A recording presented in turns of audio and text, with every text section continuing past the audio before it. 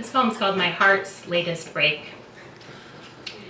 With his key, my grandfather once slit an earthworm I had befriended. On that tree, near the roots, the mark of his cleaving remained for years. Should I stop and cry about how I had given the earthworm a name? My love? What is love? Can I ask this? Can I ask this on the bark of a tree if I carve it with my fingernail? Can I ask what next will die at my feet? And if I can hug it, and if I can weep.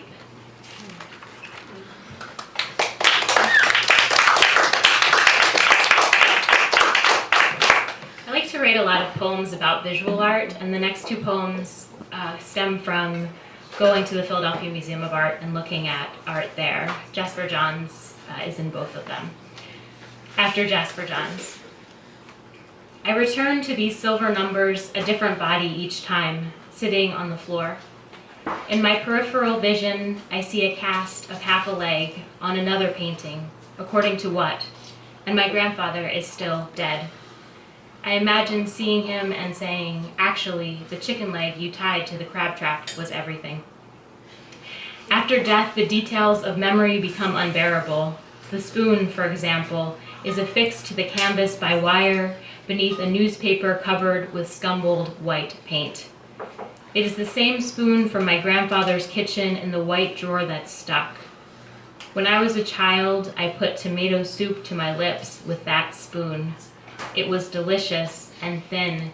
It dribbled down my chin. This one is about a 10th century sculpture from India called a Rakshasa.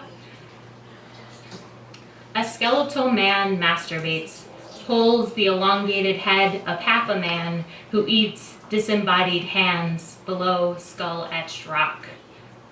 I want to have a fearful journey to Earth's core with skeletons pulling my decomposing flesh, what remains. I do not want Jasper Johns' catenary one, single white line reaching across a piece of argyle sweater. I call to the grave through a chalky gray expanse. This rectangle release from all suffering. Stop being quiet. In this museum, I am still wanting. I just have two more poems. The first is called Sitting With It. And it's sort of about how the struggle to really want everything to be poetic. So sitting with it. On the walk, I see a deep hole or an unfilled well in an otherwise normal yard. I begin to think it is an empty grave.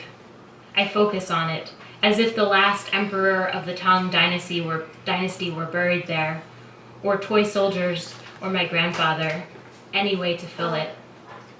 I think about how talented my students are, how plantains taste, how I'm beginning to love mornings. There is pleasure in the non sequitur. I have said that everyone is a poet, but here there is a hole, and it is just a hole, and I pass it without becoming the displaced worm, or the rising ghost, or even the attentive yellow dog that knows it is there and sits with it. Thank you.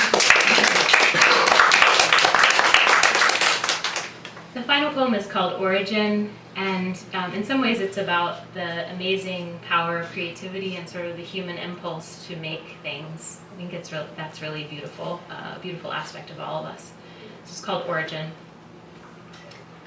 I am telling you, in the cave paintings, there is the story of how it did not work.